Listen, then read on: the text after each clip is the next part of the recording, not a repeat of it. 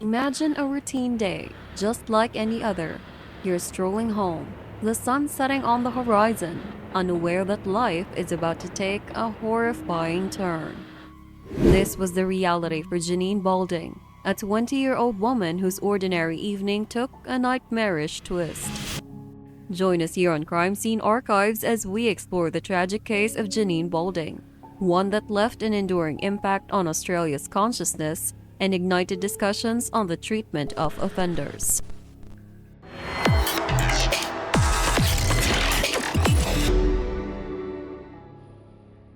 Warning: this video contains graphic content related to crime scenes. It is intended for educational purposes only. Viewer discretion is advised. On the vibrant shores of Cronulla, South Wales, where the waves kiss the sand in rhythmic harmony, Janine Carey Balding entered the world on October 7, 1967. Born to Beverly and Carey Balding, her childhood unfolded alongside the laughter and adventure shared with her younger brother David, a spirited companion just 10 years her junior. Fast forward to 1988, and the 20-year-old Janine had woven a life in the heart of Sydney's bustling central business district, working as a bank teller on the iconic George Street. But her story was more than a tale of city lights. It was a love story. Engaged to the charming Stephen Warren, the couple had set their wedding date for March 1989, already claiming a piece of paradise on the New South Wales Central Coast.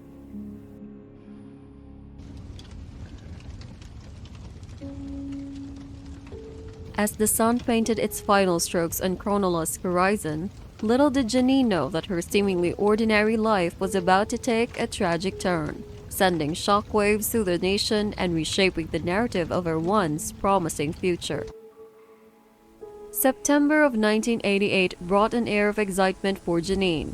With her wedding and 21st birthday just around the corner, every day held a touch of anticipation. On the 8th of September, a Thursday like any other, Janine, like many, parked her car at the railway station and hopped on a train to work. After a regular day, she returned to the Sutherland railway station around 6 p.m., unaware that these ordinary moments would soon be overshadowed by unforeseen events. Tragically, Janine never returned home that fateful night, prompting her concerned loved ones to report her missing to the police. In the days that followed, the unsettling truth unfolded. Janine Balding's lifeless body was discovered submerged in a dam within a paddock in the western Sydney suburb of Minchinbury. The grim details indicated that Janine had endured unimaginable suffering in her final moments. Heightening the unsettling aspects of the case was the revelation that two young boys, aged merely 14 and 16, played a crucial role in guiding authorities to Janine's lifeless body. The juxtaposition of their youth with the gravity of the heinous crime cast an even more chilling shadow over the already somber circumstances surrounding Janine's tragic fate. The two boys, identified as 14-year-old Bronson Blessington and 16-year-old Matthew Elliott, played pivotal roles in the unfolding tragedy. However, before delving into their involvement, it's essential to acknowledge the chilling parallels that gripped Sydney, Australia as the details of Janine's fate emerged. The public couldn't ignore the haunting sense of history repeating itself, as just 2 years prior and a mere few kilometers away, Anita Cobby had met a similarly grim and disturbing end as Janine. Now the question lingered. How did two teenagers, mere street kids who had recently crossed paths, possess knowledge about Janine's whereabouts? The unsettling truth unfolded when Bronson Blessington and Matthew Elliott, in an unexpected revelation to a trusted youth worker, confessed not only to an unrelated crime, but also to being entwined in the events of the day Janine went missing and tragically lost her life. Blessington and Elliott found themselves involved in a disturbing incident that unfolded on the same day Janine went missing. Their victim was another street kid, Wayne Purchase, who suffered severe injuries in the assault. Blessington initiated the violence by punching Purchase, and when blood was drawn, Elliott, reportedly under the influence, became agitated by the sight. In a horrifying turn, Elliot proceeded to attack Purchase with a hollow sledgehammer, urging 14-year-old Blessington to join in the brutal assault. After Wayne Purchase survived the brutal assault and the incident was reported to the police, a connection to Janine's case emerged when Blessington and Elliot, in a shocking turn of events, confessed to their trusted youth worker about their assault on Wayne Purchase. The youth worker promptly reported the information to the police. During subsequent discussions with the police, Blessington and Elliot voluntarily provided details about missing woman, Janine Balding, seemingly unprompted. At this point, Janine's body has not yet been discovered. The duo claimed knowledge of Janine's demise and revealed the location of her body, marking a pivotal development in the investigation. In response to the information provided by Blessington and Elliot, the police had the boys guide detectives to the location where Janine's body was purportedly found. The investigators arrived at a paddock, only to be confronted with a harrowing scene. However, despite leading the authorities to the discovery, Blessington and Elliot adamantly denied any involvement in Janine's death. Instead, they shifted the blame entirely onto another street kid, Scott Ostick. According to their account, Ostick had been present during the assault on Wayne Purchase, but had departed shortly after. Blessington and Elliot claimed that Ostick not only left the scene, but also attempted to coerce the 14-year-old Blessington into committing the same act. Despite Blessington and Elliot attempting to shift blame to Scott Ostick, the latter had a solid alibi for the day Janine was killed, leaving the police highly suspicious of the credibility of the young street kid's account. The question lingered. Could a 14-year-old and a 16-year-old be truly responsible for such a horrific act? As Blessington and Elliot adamantly maintained their innocence, the truth began to unravel. Another individual who had been present that day stepped forward. 22-year-old Shorty Jameson, who, although not exactly a street kid, frequented their company. Jameson, characterized by distinctive appearance resulting from fetal alcohol spectrum disorder, came forward with a confession that would reshape the course of the investigation. Jameson's shocking revelation to the police painted a grim picture. He and 4 other street kids, aged between 14 and 16, had collectively abducted, assaulted, and killed Janine Balding on September 8th. As the details of the case emerged, the public was left in disbelief at the youthfulness of those involved. Led by 22-year-old Jameson, these 5 practically strangers had come together to commit one of Australia's most horrifying crimes. To understand how and why these events transpired, we must rewind to the beginning of September 8th and delve even further back. Much of that fateful day unfolded by chance, and tragically for Janine Balding, she happened to be in the wrong place at the wrong time. Let's explore the events leading up to that day Janine lost her life. Bronson Blessington, the youngest member of the group at just 14 years old, had recently been released from juvenile detention in early September. His introduction to street life was fresh, but his background revealed a troubled upbringing. At the tender age of 6, Blessington's world was disrupted by his parents' divorce, an event that traumatized him deeply. His childhood was spent in a caravan park, where he claimed to be the victim of assault by 3 different men. 2 of these men were park residents who would corner him in the shower block, and the third was an acquaintance of his father. The assaults, described by Blessington as excruciatingly painful to the point of unconsciousness, left lasting scars. Unfortunately, the experience did little to improve his behavior, as he continued to get into trouble with other boys in the hall. When his time at the boys' home concluded, none of his family was willing to take him back. Desperate, he pleaded with his mother to return home, only to be met with a condition that he must prove himself. With nowhere else to go, Blessington found himself in a juvenile detention center, eventually leading him to navigate the harsh realities of life on the streets where he marked his 14th birthday. Blessington disembarked from a train at Sydney's Central train station, approximately in the mid-morning. There he encountered a friend from juvenile detention who introduced him to more seasoned street kids, namely 16-year-old Matthew Elliott, the same Matthew Elliott mentioned earlier, and 15-year-old Wayne Wilmot. Elliot and Wilmette, who claimed affiliation with a feared gang, invited Blessington to join them at their squat. Impressed by Blessington's skill set, which included theft and physical altercations, they welcomed him into their circle. It was during this time that the unfortunate incident unfolded, with Blessington striking another street kid, Wayne Purchase, likely in an attempt to showcase his abilities to his newfound friends. The sight of blood triggered Elliot, leading to his brutal attack on Purchase with a hollow sledgehammer. The new additions to the group were 15-year-olds Carol Ann Arrow, described as intellectually challenged, and the distinctive-looking 22-year-old Stephen Shorty Jameson.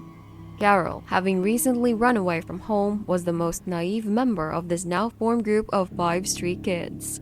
It's crucial to emphasize that this collective of 5 individuals were essentially strangers before September 8th.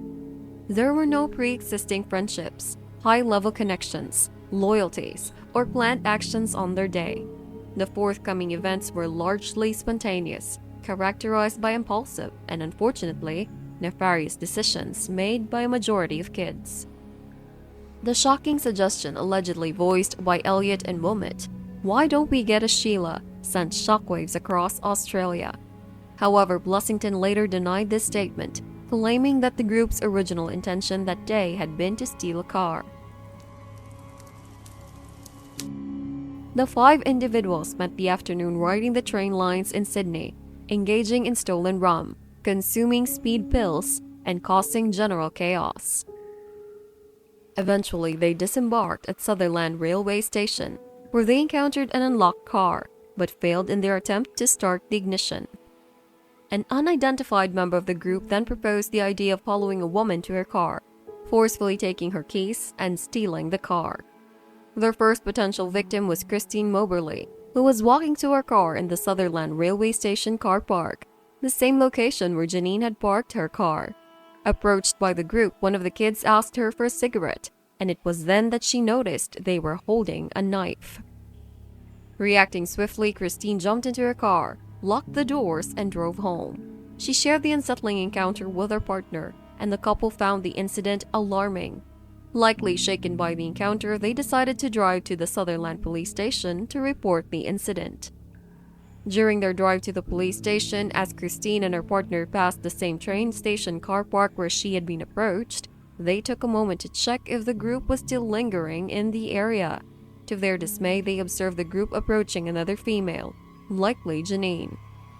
Upon receiving Christine and her partner's report, the police promptly headed to the railway station car park to investigate the group of kids. Unfortunately, the police unknowingly checked the wrong car park, the one on the opposite side of the Sutherland area, instead of the one where Christine had the initial encounter.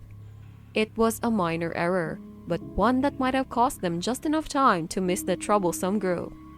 By the time the police realized their mistake and checked the correct car park, both Janine and the group had vanished.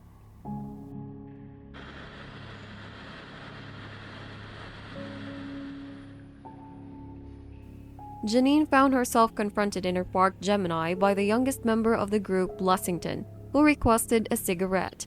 When Janine informed him she didn't have one, Blessington escalated the situation by brandishing a knife and threatening her. He then ordered Janine into the backseat of the car. Elliot assumed the driver's seat as the rest of the group joined Janine and the car, and they drove away. The group headed down the F4, now known as the M4 freeway, toward the Sydney suburb of Minchinbury. During the drive, Janine mentioned someone named Mary. At knife point, Blessington, Jameson, and Elliot, who had swapped positions to drive, partially stripped and assaulted Janine. Wayne Wilmette took over the driving, while Wayne Wilmette and Carol Ann Arrow, the 15-year-olds, did not partake in the assault. Upon reaching Minchinbury, the assault continued before the group forcibly removed Janine from her car, bound her, and subjected her to further violence. Recognizing the risk of being identified, the group unanimously decided that Janine must be killed. The group then transported Janine through a fence into a paddock, heading towards a dam. In the paddock, Blessington held Janine underwater, while Elliot punched her in the stomach to expedite drowning, as recounted by Blessington himself. Jameson also participated in the attack, although his role becomes unclear later on.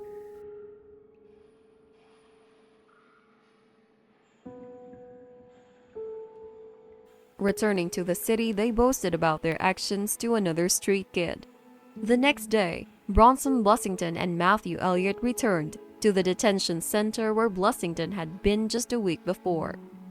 During a confession to a youth worker, they admitted to brutally beating Wayne Purchase with a hollow sledgehammer. When the police were notified and interviewed Blessington and Elliott, they voluntarily mentioned knowing the location of a missing woman's body, Janine Balding. Despite denying any involvement in the killing, their story unraveled when the person they accused had a solid alibi. The oldest member of the group, 22-year-old Stephen "Shorty" Jameson, eventually confessed to everything. Following Jameson's admission, all 5 members of the group were arrested and charged in connection to Janine Balding's abduction and death. In 1990, 2 years later, they stood trial, receiving their sentences. Bronson Blessington, Matthew Elliott, and Stephen Jameson were all handed life sentences plus 25 years. The two 15-year-olds, Wayne Wilmot and Carol Ann Arrow, received lighter sentences. Wilmot was sentenced to a minimum of 7 years and a maximum of 9 years and 4 months, while Arrow was released on a 3-year good behavior bond, attributed to her non-participation in Janine's assault or death. Matthew Elliott, who was 16 at the time of the killing, and Bronson Blessington, the youngest at 14, became the youngest individuals in Australia to be convicted of murder and receive the maximum sentence. Their sentencing sparked debate and controversy in the media. Despite their age, Justice Newman defended the decision, emphasizing the barbaric nature of the crimes during sentencing.